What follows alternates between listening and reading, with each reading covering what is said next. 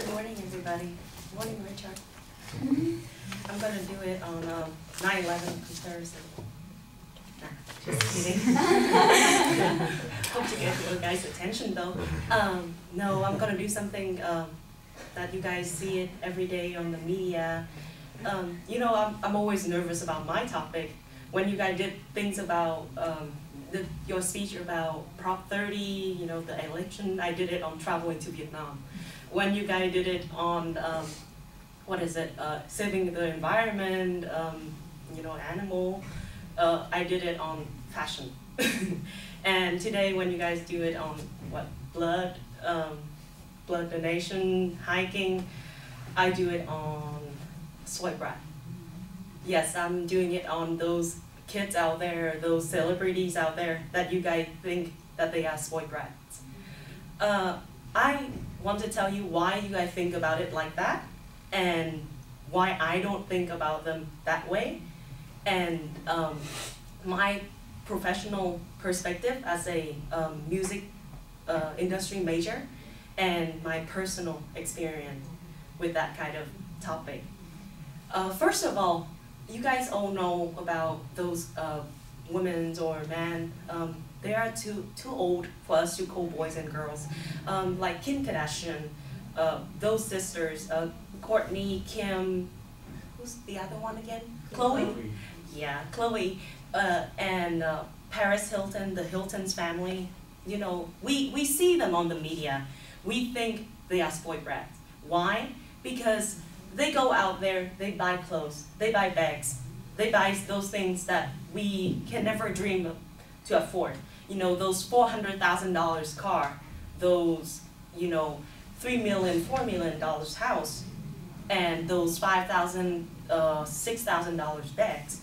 But, and we think of them as boy brats. And yeah, we think about it because the information that the media feed us, they take picture of them, they put on some news about how, oh, this is so much money, and they spend it on the dog. And we judge them from that. I don't think so. Because personally, I think that those boy brats are person too, so we don't know them personally, so why do we judge them? Just based on some media's perspective. And because media, it can be a group of 10 people put on that news. So it's just the perspective of those 10 people, not the rest of us. So professionally, I think that, you know, those singers like Justin Bieber, we think that he doesn't have any talent. Of course, that depends on, you know, the music that we like, the perspective that we look at him. For me, as a music industry major, my dream job is to be an AR, my bad, AR. And for me, that's the dream. That's the artist that I want to find. Why? He make $1 million. I want to find somebody like that. Because why? I make money from that. So why not, right? And those people like Paris Hilton, on Born Rich website, that's a very popular website for those who are curious about those people expensive lifestyle. You can go on there and you can see that they say that Paris Hilton lifestyle, another example of it is that she just bought a Bentley Continental GT for $400,000 in pink. We think about it and we'd be like, oh my God, why? Why would you want that car to be in pink? Such an expensive car. But we don't think about it in another's perspective, such as if she signed the contract represent for that customized car, then she can get money from that company. Every time she's a model for some brand, for some company, she gets money from that. People look at the way she spent and think that most of us, I don't know if you guys know, she got, Paris Hilton got $28 million by the time she was 18 because she's a heiress for Hilton Group. And most of us think that, oh my God, the way she spent like that, her money gonna be gone by the time she's 40. I think we think it wrong. Why? Because every time she spent money like that, she used that way of spending money to get on television and get money from the media company. And by this year, her money went, her net worth went up to $100 million, according to Celebrity Net Worth website. That's the information that I got from. And to think about it, she made money from the way she spent money. So to look at it in another perspective, she's not such a spoiled brat at all. She's a businesswoman that many of us want to be like. I told you guys that I will share my own experience about that. I am a spoiled brat, according to a lot of people. Why? I was raised in a house that when I wake up in the morning, I have my maid do all the stuff for me, like make my bed. I go out to the kitchen and I have a cook make me breakfast. I go to school, have driver drive me to school. That was the life that I had in Vietnam. And many people, even my teacher when I went to junior high school, they discriminate me just because they know about my father and his business. And they think that I'm a spoiled brat. Why? Just because of money. Usually we judge people, spoiled brats or not, they judge it on money, the very first thing. And I don't think that's the right thing. Many of my friends here know me, not based on what they know about my family first, but they know about me first. And I don't think that's such a bad thing to have money in our life, but just the way we spend it and what we make out of it. And I just hope that I change, well, my goal is to change everybody's perspective about those spoiled brats that you see out there. Maybe they are not bad at all, and maybe we just judge them on the wrong perspective. And I just hope that I at least change one person's perspective about it today.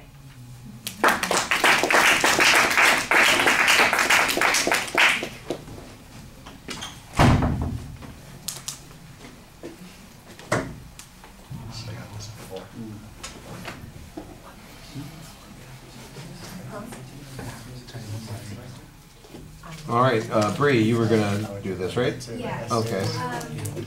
I like how you just did the little bit of a joke humor thing that you did in the beginning. That was really funny. Helped us get more, made us get ready for what you're going to talk about, even though it had nothing to do with what you're talking about. Speech. You had very good eye contact, I think. You always was looking at someone whenever you turned your head, so that was good. You had a lot of different hand moves. I like that. I'm a very hand movement person, so, to explain things, I like that. So, and also, what I also liked, well, actually, it was more, you should have, moved around a little bit more instead of just moving back and forth. Maybe, moving to the side, maybe. But you did move a little bit, which was good. So otherwise, I think it was really good. It was interesting.